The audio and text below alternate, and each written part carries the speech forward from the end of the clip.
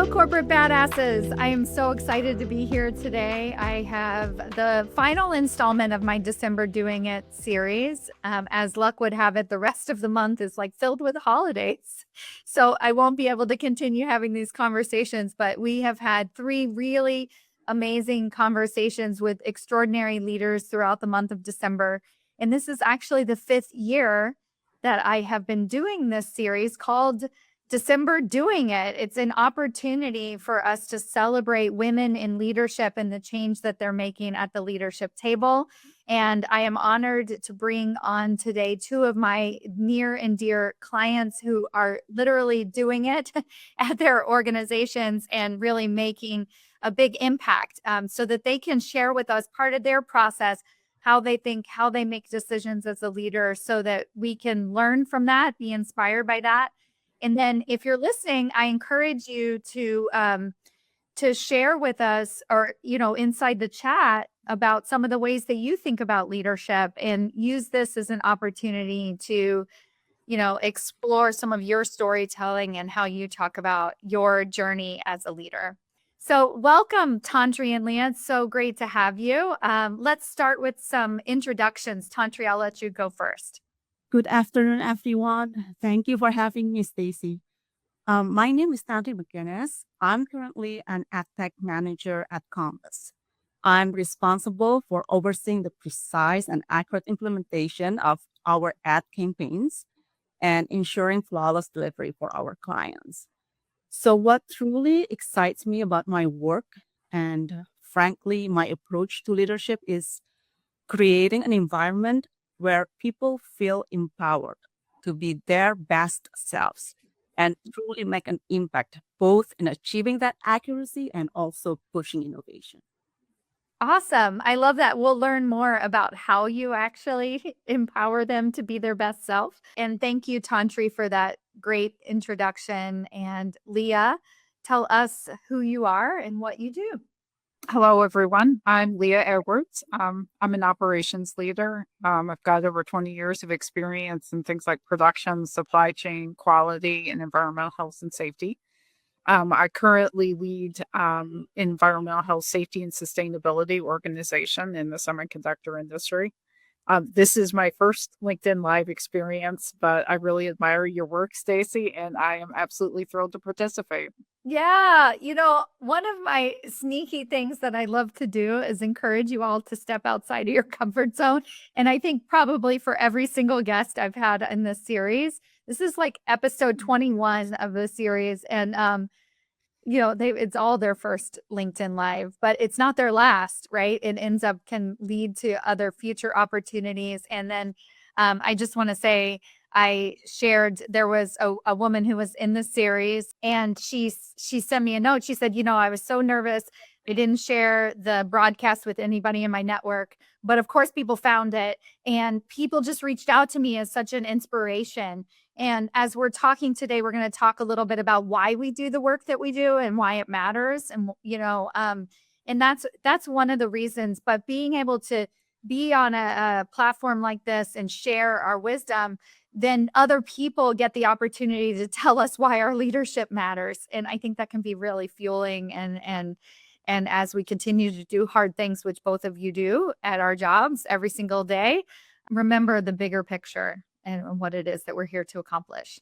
So speaking of which, Leah, I'm going to go back to you and hear some of your secrets to success. Yeah, that's a surprisingly difficult question. I thought of a few things. I'm willing to work hard. I've definitely been privileged to work with some fantastic people over the years who supported me, mentored me, straightened me out when I needed it. But I think also I really love my job. I love everything about operations. It's a team environment. We make products that improve people's lives. We enable growth. We keep our teams safe. And that's what motivates me and drives me to do what it takes to succeed. And that's even when things get frustrating or they're difficult. I don't know if I'm good at this because I love it or love it because I'm good at it, but I really feel like I found a sweet spot where both things are true. Yeah, nice. So are you one of those kids that, when we grow up, we want to be a firefighter or whatever it is? And when we grow up, did you want to grow up and be in operations? Is that a thing? I didn't know what it was called as a child, but yes, that's what I wanted to do, and it did cause some confusion with the adults in my life. But I used to, I think I had some entrepreneurship with my Barbies. Like they all own businesses. Well, Like yeah. there's definitely clues, right? Yes, love I'm picturing the Stacy Mayer Barbie now. Yeah. But Oh, yeah. It's great. Yeah, I think you can actually do that with AI now too. I can yeah, create for you. love it. I love it. What about you, Tantri? What are your secrets to success? Well, Stacy, that's a great question. And honestly, it might sound a little unconventional because when people see me, they don't really think about it. So for me, a big part of my success comes down to being really direct and what some might call radically candid. And I found that people actually respect that. So it means that I'm not afraid to say what needs to be said to get things moving, even if it's sometimes a tough conversation. And because I'm so upfront, I also feel completely confident asking any question, big or small, without worrying about judgment. So this whole approach like frees up a ton of mental energy for me. So instead of spending time trying to fit into a mold or overthinking interactions, I can channel all that energy into solving problems, driving innovation, and really contributing meaningfully. So, yeah, I'd say being authentic and true to myself has truly been the bedrock for my. Yeah. Yeah. I remember this quality in you when I first met you. And, you would tell me stories about work. And I was like, really? You said that? And you're like, well, yeah, I believe let's all get in a room. Let's talk about it. Let's say what's going on and then move forward, make progress. And I could totally see that. It feels very authentic to you. And, I want to encourage everybody listening when we think about authenticity, right? It's sometimes it is about saying the hard things and being willing to do that up front so that we can open up the dialogue. So like you said, you can move on to that bigger, more impact driven work that you need to be doing as a team, as a leader and everything. All right. So, Tantri, another question I like to ask is about your considerations as a leader, like making decisions, your leadership style, how you lead your team. What are some of the things that you think about when you're leading? Yeah, so when I think about my role as a leader, my absolute top goal is to inspire everyone on my team to be the best version of themselves, not just at work, but personally too. So I truly believe that being a leader is so much more than just assigning tasks or hitting numbers. So my constant consideration is how to strike that balance, helping individuals reach their personal and career dreams while still driving our team towards our shared objectives. And I also always keep three things in mind. So, number one, it's all about creating psychological safety. So, I want my team to feel completely safe to experiment, learn from their mistakes, and pretty much throw out ideas without any fear of judgment. And number two, I strive to provide a clear vision and purpose. And I think it's very motivating when people understand how their specific contributions fit into the bigger picture. So, talking about the bigger picture, right? And number three, I'm dedicated to offering tailored growth opportunities. And I know that everyone's best version looks different, right? So in our one-on-ones, we don't just talk about projects or tasks. Um, we dive into their personal and career growth. We identify their challenges and then we work together to build a plan to improve their skills. And ultimately, when people feel inspired and are continuously growing, the whole team's performance naturally goes up. So it's really a win-win. You know what I love about you, Tantri, too, and when we think about changing the face of leadership is that first one, psychological safety. And I think I've had people on the other side of this backfire. So basically, the leader will say, "You can tell me anything. I want you to be very upfront." And it's like, red flag. Don't tell them what you think. Right.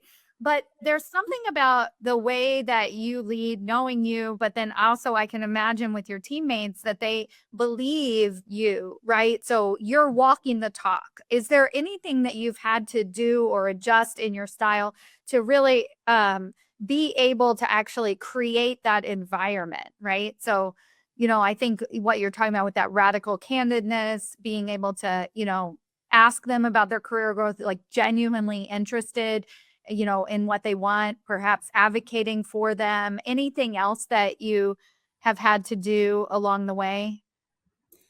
I always start like a relationship, like work relationship, with a disclaimer. Oh, Like, really? cool. I liked it. So I tell them a disclaimer. I'm very direct. I don't know how to sugarcoat things. I if I sugarcoat, you won't understand what I want to say. So Mhm. this is just how I am. It, I don't mean to hurt your feelings. And I think when I'm being direct and honest with them, they can feel it. There's like, oh, Mhm. Mhm. they I can trust this person because she's okay with how she is, you Mhm. know. So Yeah. there's that. And also I make sure if I say A, I will do A. Meaning I don't like I'm a woman of my word, pretty much. So they can see it. Like every time it's like, okay, I will follow up with you. And I really did follow up with them Mhm. with the answers. Or when I don't, even when I don't know, I said, I don't know. I will try to find out and I will try to find an answer for you. So, This is so important. I think that as you're talking, it's like, duh, wouldn't that be great, right? Like, be true to your word, follow up when you say you're going to follow up. But a lot of people aren't doing this, right? And so then it's sort of the reason that you have the, oh no, don't tell them what you actually think, is because there's sort of like a disconnect between the words that they're saying and the actual way that they're leading. And so I see everything very intertwined with you, and I'm sure your team does as well, and it's appreciated, and hopefully by upper leadership as well, right? So they can trust you. That's mhm. great. That's great. What about you, Leah? Yeah, first of all, Tantra, I love the authenticity. That's just really inspiring. Um, I appreciate that. For me, I think most of us understand that we're charged with aligning our teams with what the organization needs them to accomplish, and they may be things like taking care of our customers, improving margins, being efficient. They're all part of that mission. And that sounds great, but as you and I have discussed, Stacy, there are often some gaps between where the team is and what they think they can do and where the organization needs them to be, to make those things happen. And I think leadership is working with the team to close the gap. Mhm. Um, and Stacy, there's a look people will give you when there's a really big disconnect, and I think of it as the WTF look. And my job is to move the team from the WTF to I've got this. And once they get to that place where they've got it and they know they have it, they will deliver results and usually way beyond what I ever had in mind. Ugh. And that's what keeps me going right there. Right. Even the fact that you notice the look, and then they, and you can even acknowledge it, like, look, I know you're skeptical. Here's what we're gonna do, Yeah. right?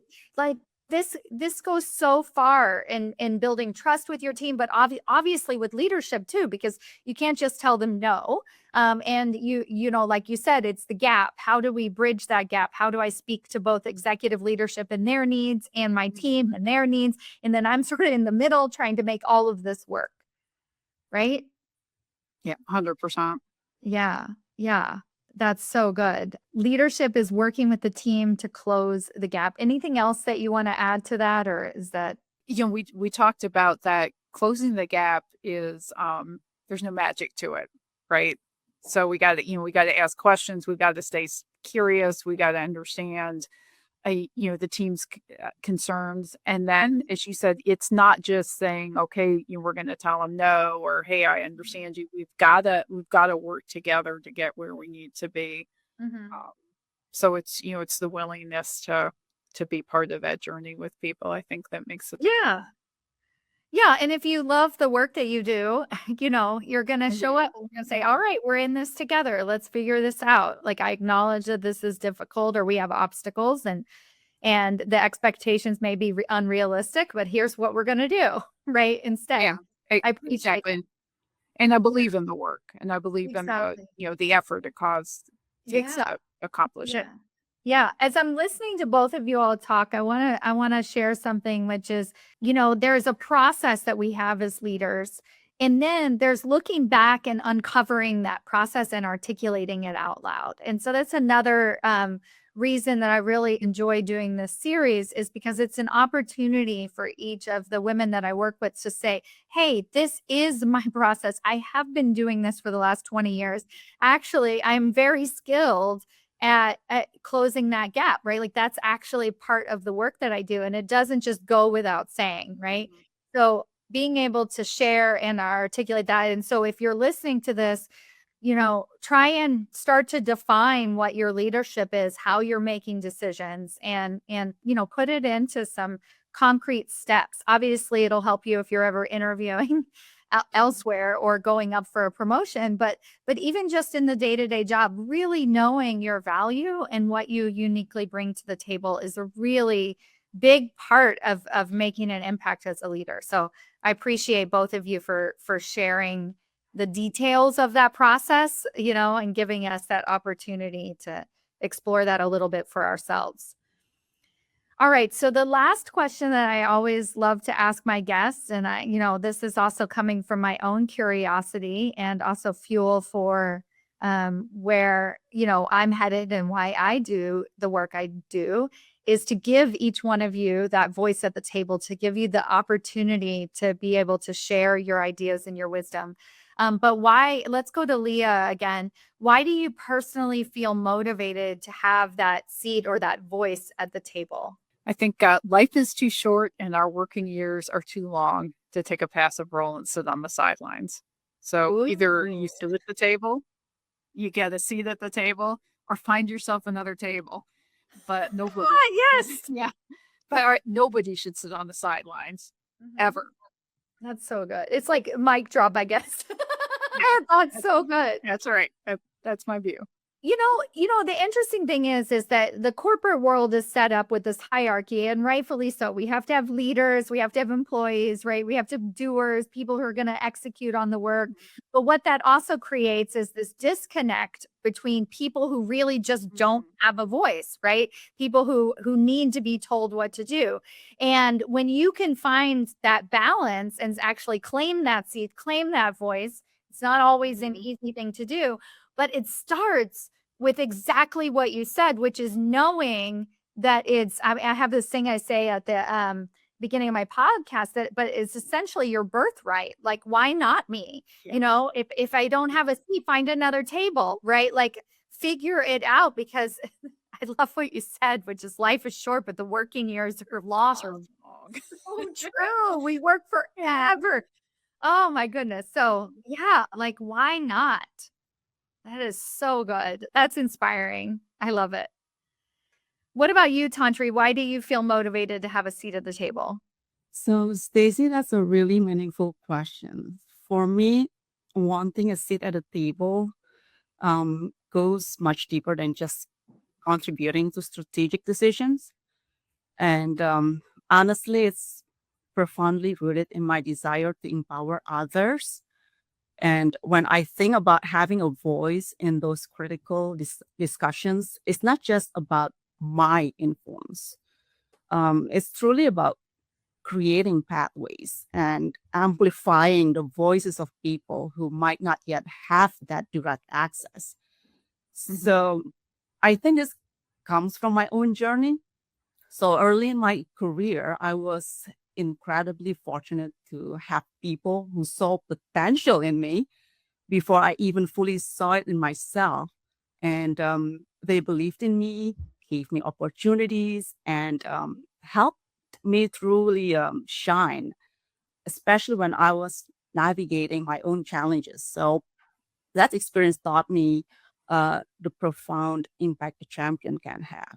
And that's also why I feel so strongly about being a champion for inclusion now. I've overcome my own hurdles and often with the invaluable support of others. And I want to pay that forward. And ultimately, I'm motivated to leverage any position of influence I gain to create a real ripple effect. So I want to enable more people to gain the power and confidence needed to truly make a difference, and not just within my organization, but hopefully in the wider world as well. Yeah, as you're talking, and I get this opportunity as a coach to understand both sides. So, there's the analogy of the iceberg and what we see in terms of inclusion above the iceberg, and then all that is below the water, right? And so, as you're talking, I'm like, because I know about your journey, and I know about challenges even with your team and individuals, and to be able to see inclusion with a wider lens and not just take it at face value, like we should include women or we should include people of color, or like whatever. It's like so much broader than that. And it starts with listening and knowing. And I think that's been part of your journey, is having other people lift you up and knowing, what you need and what's like below the surface. And just like the skill of noticing that, right? Yes, yes, yeah. Well, I really think that I don't like to call it disability. Um, like it's not visible. So if Right. I don't say it, nobody knows. Even Right. my own friends, like, oh, I don't know that you have that issue. So it helps me understand others. Like it helps me to dig deeper, in relationships. So Mhm. and like I want to understand where you're coming from, and people open up. People tell me their issues. Sometimes it's just like, oh, this person needs to work on this. No, sometimes it's not that. It's bigger and deeper, and there are other things to work on first before they can even reach that point. Mhm. So Before we leave, there's a big topic, in the world, in particular in women's leadership, of this ambition gap of women. And, I'm going to go back to Leah and see if you have anything to share. But so just prep. What I'm thinking about, though, is that there's an assumption made, right, that we all want a promotion, or that we all would love to speak at this event, or we would all feel very confident being live on LinkedIn. The answer is no, right? And really understanding the nuances of that and meeting people where they're at and what their own fears or insecurities, or rightfully so. Like, I don't want to put myself out there for these other reasons. I have different priorities in my life, right? And so being able to, what I was really getting at and wanted to open the floor for Leah to share any thoughts, is in that sort of idea of inclusion. And really, you have this great unique opportunity with being able to bring and bridge this gap with your team and things like that. But what about the folks that aren't along for the ride, and maybe perhaps how you include other people at your organization and through your leadership? Stacy, I think I'm gonna maybe double down on something Tantri said in terms of um, being vulnerable with your team. And when you're saying, "Hey, I'm being authentic," I'm sharing some challenges that I have. You're vulnerable, right? Maybe not only with your team, but with other folks that you encounter at work or in your life outside work. And I think that helps create that, you can be that safe space in general, where you're a person who can have a conversation that helps somebody grow, or ask the right question. How often, Stacy, if we've been talking and you ask the right question and I go, right? And it's the question, not the answer, that really makes the difference. Yeah. So I just love that, don't you? What you said, when you kind of show up with that authenticity, show up willing to be vulnerable, with that strength that says, yes, I can let you see this. Right. I think that just has such a powerful impact um, on others, so sometimes you can just, it puts you in the right place at the right time to have that influence. So I think that was just an awesome thing you said. Yeah, so good. Yeah, well, thank you so much for being vulnerable with us today, sharing your wisdom. I think it's really easy to be a participator in this series. I mean, back when I first started speaking in public and stuff, I would be so nervous inside, like just like all churning and thinking I didn't articulate anything well. Go back and listen to my interviews and be like, wow, that was good, right? So the vulnerability of listening, but also as the participant, I mean, as the listeners to this, is like it's easy for us to stop at the wow, they're so confident and articulated and all that stuff without understanding the process and remembering this is their first time they're going live on LinkedIn. So and really thank you for that, right? That is inspiring. And I hope that you both and everybody listening have an incredible holiday season. The rest of December, we're actually only halfway through. Our careers are probably only halfway through. This theme of our working hours, our working days are long, right? And what other kind of impact did we want to make? And really to claim that seat at the table and to create those opportunities for ourselves. So thank you both so much for being here. I encourage you to go back and listen to the other interviews in this series. Marie will drop the link to all of the interviews. You can go back and watch over the years. It's been really incredible to be your guide. And thank you all so much for listening. We'll see you soon. Bye. All right. Thank you so much. Mm.